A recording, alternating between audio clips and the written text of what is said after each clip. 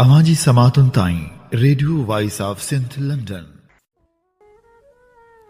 वाहुड़ भरियूं मपाए तोपिण लेखो ॾींहणो, सदा सावण ॾींहड़ा हीअं न हूंदाई, विहाणे वींदाई उभर उतां लही।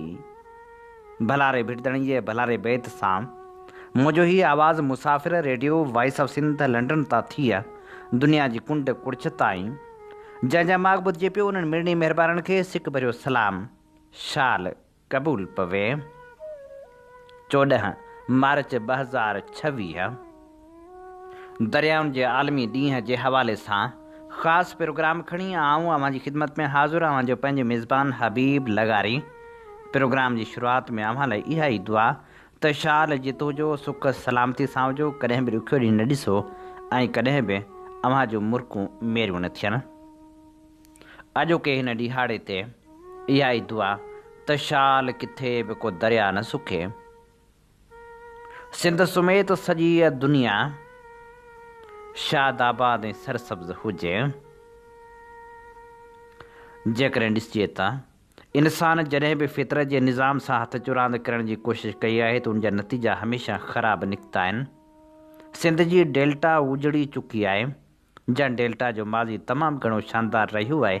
वेझड़ वारनि सालनि में इहे रिपोर्टूं बार बार ईंदियूं रहियूं आहिनि त समुंड सिंध जे ज़मीननि खे गिड़काए रहियो आहे। कराची ठठो ऐं बदीन समुंड जे निशाने ते आहिनि।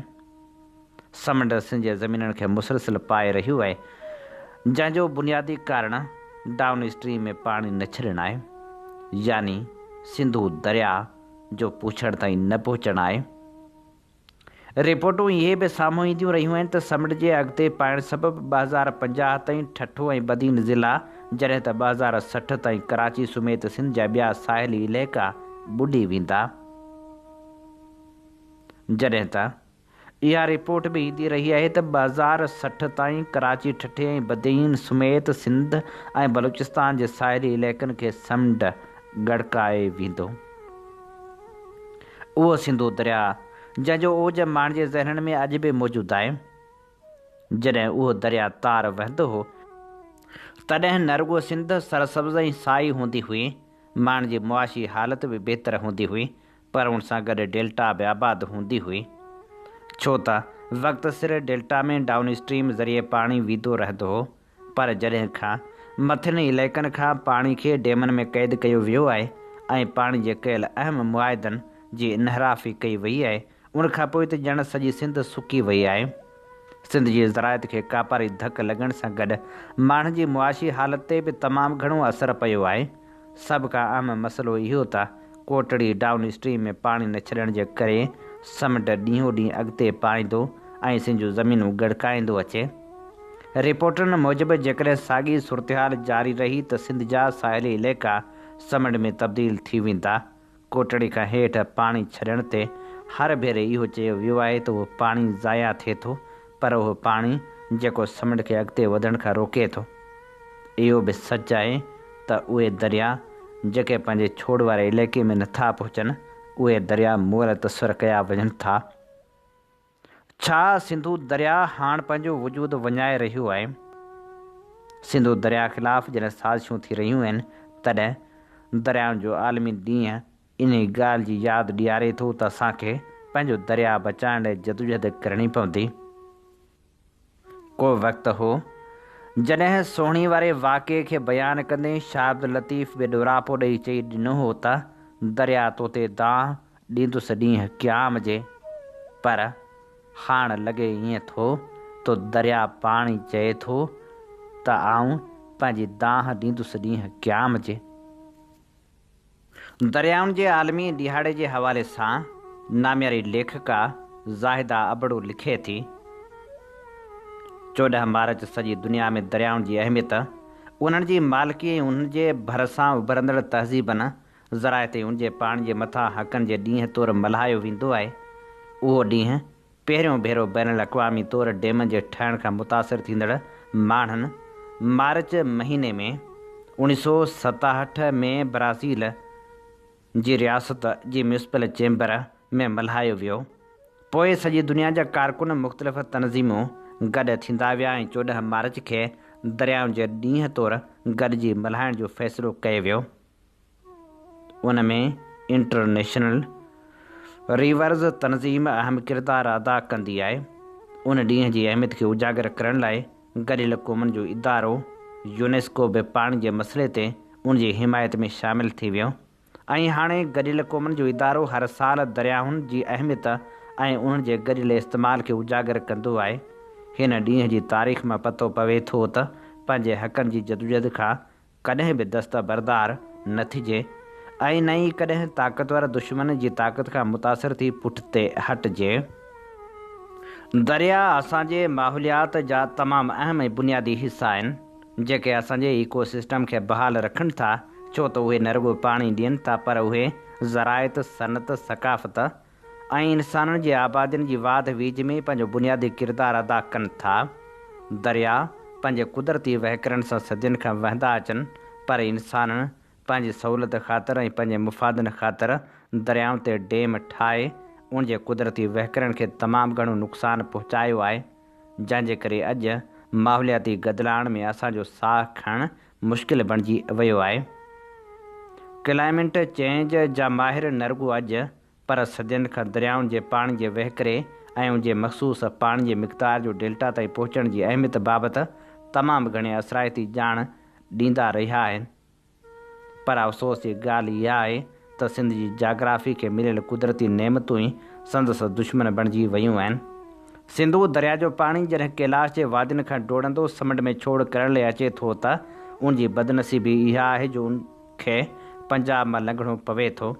पंजाब पंहिंजी हठ धर्मी सां ॿियनि सूबनि सूदो सिंध जे हक़नि ते मुसलसल धाड़ा हणी रहियो आहे ऐं हाणे सिंधू दरिया मथां 6 केनाल ठाहे सिंध जे जियापे जा रस्ता बंदि करे रहियो आहे।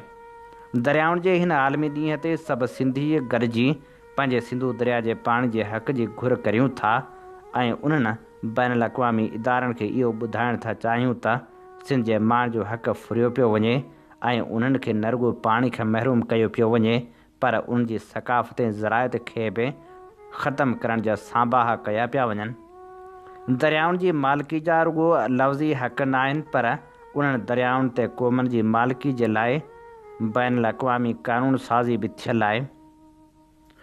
उन्हनि क़ानूननि जो मक़सदु बैन अल-अक़वामी तौरु पाणी जे इस्तेमाल जे क़ानून खे तइ करणु हो त जीअं क़ौमूं दरियाउनि जो मिठो पाणी बहितर तरीक़े सां इस्तेमालु करे सघनि ऐं कंहिंजे हक़ ते धाड़ो हणण खां परहेज़ कनि।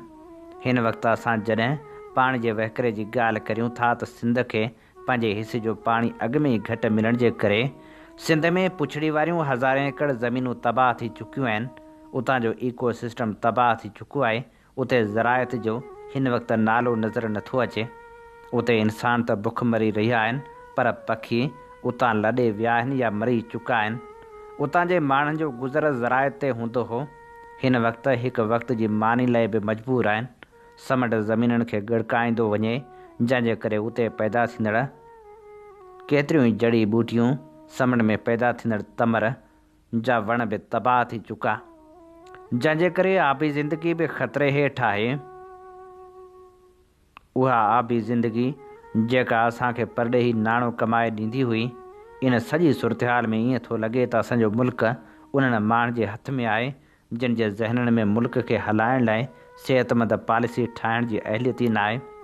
इन लाइ ज़रूरी आहे त मुल्क खे ॿाहिरां माहिरनि खे घुराए उन खां मशवरा वरिता वञनि।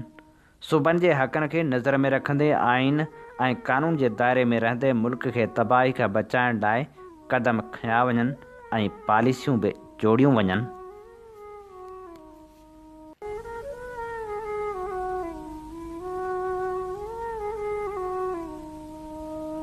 अवां जी समातुनि ताईं radio voice of Sindh London.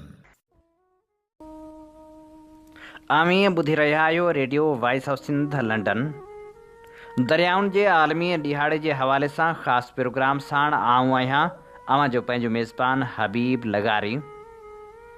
जीअं तव्हीं ॼाणो था त असीं radio voice of Sindh London तां अवां जी ख़िदमत में उहे प्रोग्राम पेश कंदा आहियूं जिन में सचाई जा सॾ हूंदा आहिनि, जिन में तारीख़ जा अमल वर्क हूंदा आहिनि। असीं चाहियूं था त हीउ सफ़र सफलता माणे जंहिं लाइ असांखे अवां जे साथ ऐं सहकार जी ज़रूरत आहे। अचो हिन सफ़र में असां सां हमक़दम बणिजो। दरियाउनि जे आलमी ॾींहं जे हवाले सां नामियल लेखक प्रोफेसर अब्दुल्लाह मलाह लिखियो, दुनिया में दरियाउनि ऐं उन्हनि जे धणियुनि ते छा पियो गुज़रे, उन जा हक़ हिसाब कहिड़ा आहिनि। दुनिया में तहज़ीबनि इंसानी समाजनि जे अॾिजण ऐं समूरनि इंसान जे जियापे जे बुनियादी वसीलनि जे निभाइण, सांढण, संवारण ऐं सलामत रखण में दरियाउनि जो कहिड़ो किरदारु आहे। दरिया फ़क़्ति पाणी जो वहंदड़ वहिकिरो आहे या ज़िंदा हिकु हक़ीक़त आहे। दरिया फ़क़्ति जबलनि ज़मीननि मां वहनि था या पंहिंजे धणियुनि जे दिलनि मां बि वहनि था। इंसान जे अखियुनि जे पाणी ऐं दरिया जे पाणी जे विच में कहिड़ो संगम आहे। छा अखियुनि जे पाणी जे सुकण सां दरियाउनि जा पाणी बि सुकी वेंदा या दरियाउनि जे सुकण सां अखियुनि जा पाणी ऐं दिलनि जूं नदियूं बि सुकी वेंदियूं आहिनि। दरियाउनि जे वहण ऐं सुकण जा इंसानी समाजनि ऐं इंसानी रूहनि ते कहिड़ा असर पवनि था। सदियुनि खां इहे ॻाल्हियुनि जा सिलसिला हलंदा रहिया आहिनि। दरिया ज़िंदगी ऐं ज़मीन ते समूरनि गुलनि फुलनि जा तख़लीकार आहिनि। दरियाउनि जे चाढ़, दरियाउनि जी लाथ, दरियाउनि जे किनारनि, कुननि, गहराइनि, वीरनि जी ख़ामोशी खे दुनिया जे समूरनि ॿोलियुनि जे अदब, लोक दास्ताननि ऐं शाइरी में ज़िंदगी जे अदाउनि जी अलामत तौरु इश्तिहार ऐं तशबीह जी सूरत में ॻायो वियो आहे। अॼु समूरी दुनिया में दरियाउनि जा धणी उन्हनि हैरतनाक मौज़ुअनि ते सोचींदा, ॻाल्हाईंदा ऐं लिखंदा। दुनिया में दरिया रुॻो इंसानी रोज़ी रोटीअ जे वसीलनि जा सांढींदड़, निपाईंदड़ आख़िरी ज़रिया न आहिनि, पर दरिया इंसानी तहज़ीबनि ऐं ज़िंदगियुनि जा ख़ालिक़ ऐं निपाईंदड़ बि आहिनि। दरियाउनि जी हिकु वॾी ॻाल्हि इहा बि आहे त हू मुंड खां वठी पूछड़ ताईं लहरनि, किनारनि, कुननि में हर हंधि मौजूदु आहिनि। दुनिया खे इहा ॻाल्हि दरिया मां सिखणु घुरिजे त माण्हू हर हंधि मौजूदु हुजे, पोइ उहो ज़िंदगी जो कुन हुजे, किनारो हुजे या गहराई। जीअं सदियुनि खां सदियुनि ताईं मिस्र जे माण्हुनि जी तहज़ीब ऐं ज़िंदगी खे संवारींदे सांढींदी अञा ताईं नील दरिया थको न आहे। जीअं एमेज़ॉन दरिया ब्राज़ील ऐं कोलंबिया जा सभु पट गुलज़ार कंदे बि अॼु ताईं विरचो न आहे। जीअं दुनिया जी पहिरीं वॾी आबादी जे मुल्क चीन जे माण्हुनि जो दरिया लखें एकड़ ज़मीननि खे आबाद करण खां पोइ बि अचो चीन जे हारियुनि जा पेर धुआरे, जंहिंजी रवानी महिरबानी जा अॼु बि माउ जे मुल्क जा माण्हू कसम खणंदा आहिनि। जीअं दरिया मिसिसिपी जा सभु किनारा हर हिकु अमरीकी तोड़े रेड इंडियन लाइ अबाणे घर जा महिरबान अंगण आहिनि। जीअं दरिया Danube Germany, Australia, Hungary, Bulgaria, Romania जे इनकलाबियुनि जे नग़मनि, गीतनि जे हसीन इश्तिहारनि ऐं तशबीह तौरु हुआ। जीअं सारे हिंदुस्तान ऐं बंगाल जी हयाती अजिज़ामिन गंगा ऐं ब्रह्मपुत्रा आहिनि। जीअं रूस जे माण्हुनि डान ऐं वोल्गा सां मुहबतूं कयूं, ऑस्ट्रेलिया जे माण्हुनि सदियुनि खां सदियुनि ताईं मरी दरिया जे लहरनि जा पोरिया खाधा। जीअं दजला ऐं फिरात, बाबल ऐं नेनवा जे तहज़ीबनि खे ॼणे निपायो ऐं बगदाद खे सींगारियो, तीअं असां सिंध जे माण्हुनि जो बि हज़ारे सालनि खां हिन धरती ते मौजूदु महबूबनि, भाइरनि ऐं पुटनि जहिड़ो हिकु दरिया नाले सिंधु दरिया आहे। दुनिया में दरियाउनि जे किनारनि ते आबाद इंसान ते छा गुज़रे पियो, छा गुज़रियो आहे, उहे दरिया जिन जिन मुल्कनि ऐं क़ौमनि जे घरनि मां गुज़रनि था, उहे मुल्क, सूबा ऐं क़ौमूं उन्हनि माण्हुनि जा दिली शुक्रगुज़ार आहिनि या न।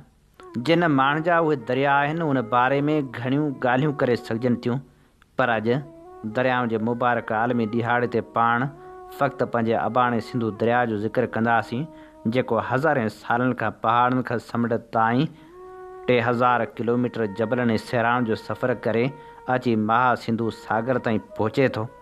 सिंधु दरिया जंहिंजी सूंहं, जंहिंजी महिरबानी, जंहिंजी बुलंदी जो ज़िक्र दुनिया जे क़दीम मज़हबी किताब ऋग्वेद जे 8-10 सलूकनि में बि आहे।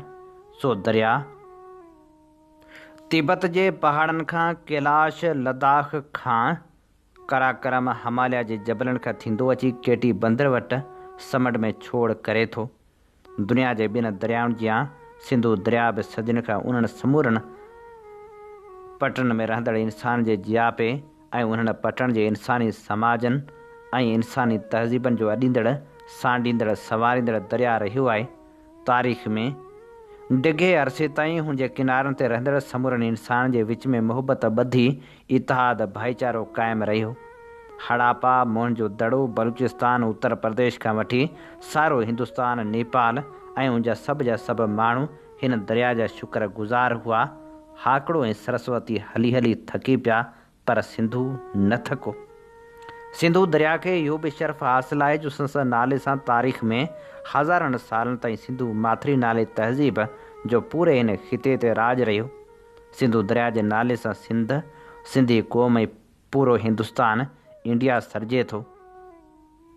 पर छा कजे, सिंधु दरिया जे किनारनि ते वेही हज़ार एकड़ फसल पोखे शाहूकार थींदड़ पंजाबी नस्ल जा चौधरी नवाब ऐं जागीरदार नमक हराम साबित थिया।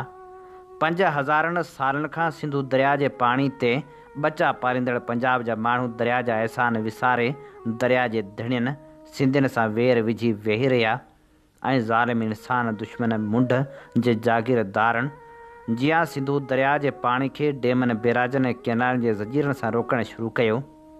हीअ जेको हाणे पंजाब ऐं वॾे सरकार जी इश्क ऐं मुहबत में गिरफ़्तार सियासतदान ऐं साफ़ ई ॻाल्हि कनि पिया त कैनाल कढूं, उन्हनि कैनालनि ते सिंधु दरिया जे माण्हुनि खे एतिराज़ इन करे बि आहे जो सिंधु दरिया जा वारिस सिंधी आहिनि ऐं हू चाहिनि था त सिंधु दरिया साॻी रवानी सां वहंदो रहे। नाम्यारे लेखक ऐं साफ़ी उस्मान राहुकड़े लिखियो, दुनिया जे साह वारनि जो जियापो दरियाउनि जे पाणी सां हूंदो आहे।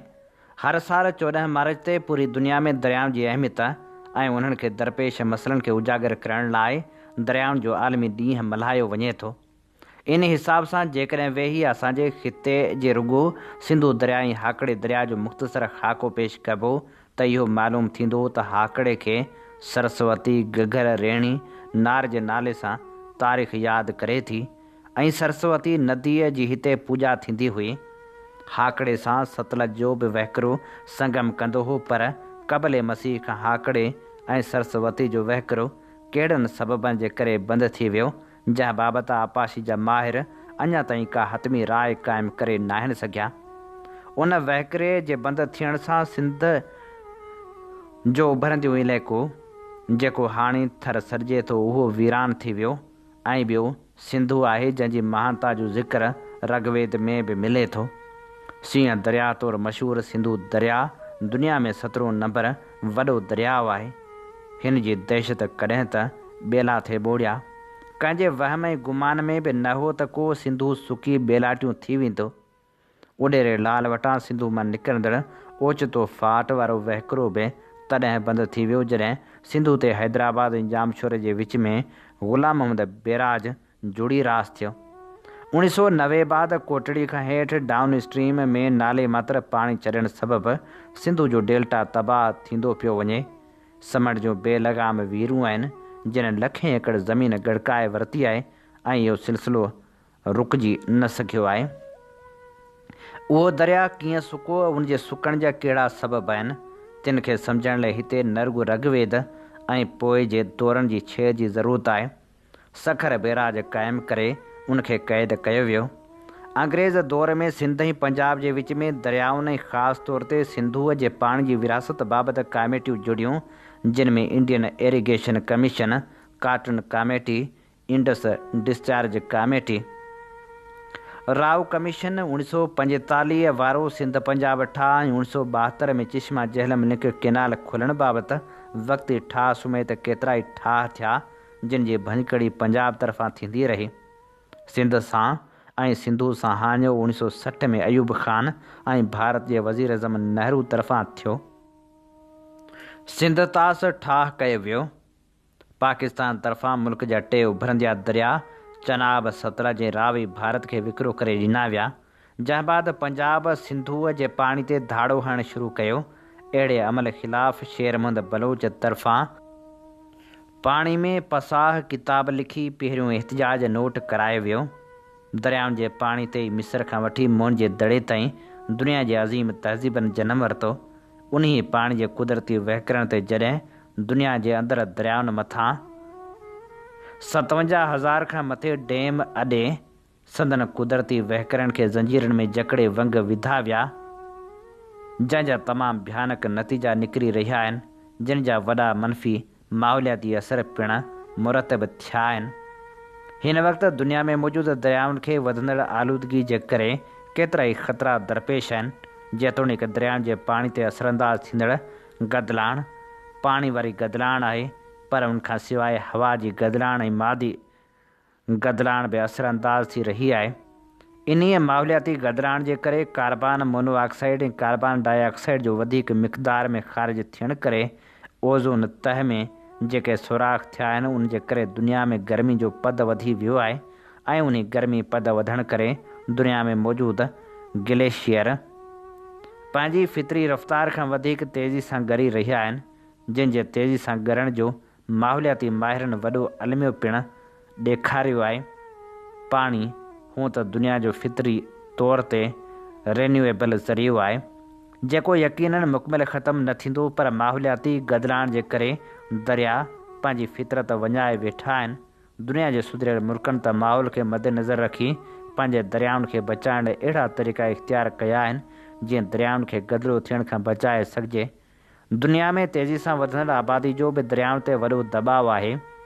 वधंदड़ आबादी जे ज़रूरतनि जी पूराई जे करे दरियाउनि जा जेके रुख मोड़िया विया आहिनि ऐं दरियाउनि जे पाणी ते वधंदड़ आबादी जो पूराव करण लाइ जेके डैम जोड़िया विया आहिनि, उन्हनि बि दरियाउनि जे फितरती वहिकरनि ते वॾा असर विधा आहिनि।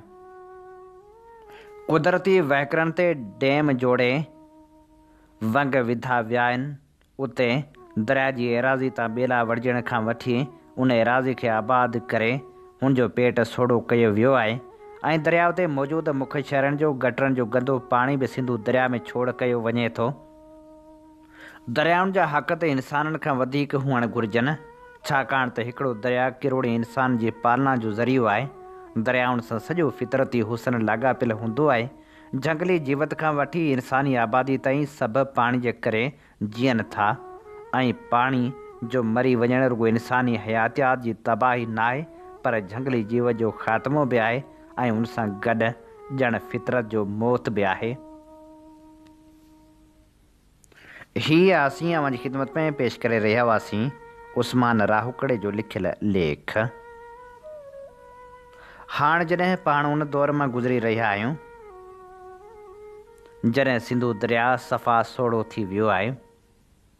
नसीम बलोच जे इन्ही शेर वांगुरु अॻु त सिंधु हो बहिरे बेकरां अॼु जियां निढड़ी नाली न हुई।